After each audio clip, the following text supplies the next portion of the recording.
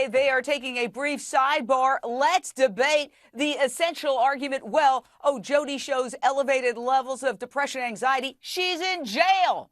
Of course she's going to be elevated levels of depression and anxiety. That doesn't necessarily mean she's a battered woman. Let's debate it. Stacey Honowitz for the prosecution.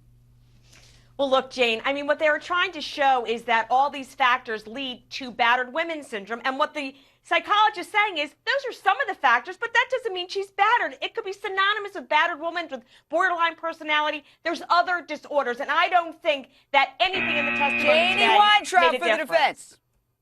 How would she know when she's only been licensed a year? What is she comparing it to? Her vast inexperience? That's the similarity between this expert and Jodi Arias. Their youth, their lack of experience of testifying, and their lack of expertise. All right, let's go back into court. The sidebar's over. Administered it? Yes. I administered it twice. Right, but which periods is what I'm asking. One was from January of 2007 to January of 2008. The other was within the last 6 months. All right, how about the one that went from January 7th, 2007 to January 7th of 2008? Drawing your attention to that one, was there an elevation on the anxiety scale? Yes.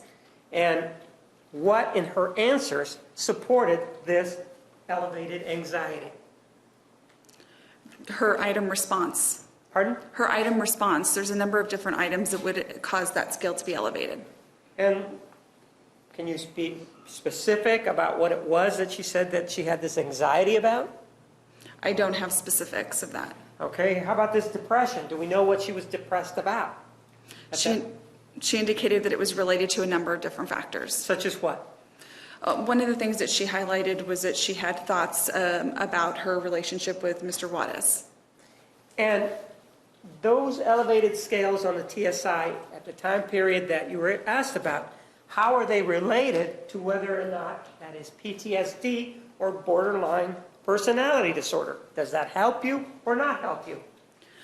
Well, an elevation in all those different scales, it could be indicative of PTSD, and it also could be indicative of borderline personality disorder. The way that I was able to differentiate it was by going back and asking follow-up questions about what were the exact traumas that then led to an elevation of these scales. And as I highlighted, there's a number of different areas.